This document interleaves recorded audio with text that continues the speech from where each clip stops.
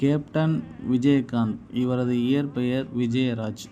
மதுரை அருகில் திருமங்கலத்தில் 1952 அதாவது ஆகஸ்ட் 25, 1952 பிறந்தார். 1970களின் பிற்பகுதிகளில் தொடங்கி அதிரடி நாயகனாக வலம் வந்தவர்.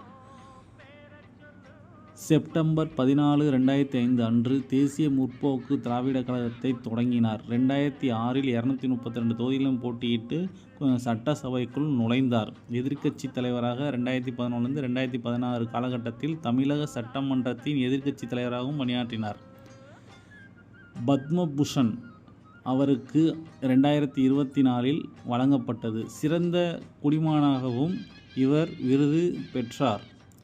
இவர் டிசம்பர் 28, 2023 அன்று காலமானார். கேப்டனின் புகழ் வாழ்க. நன்றி, வணக்கம்.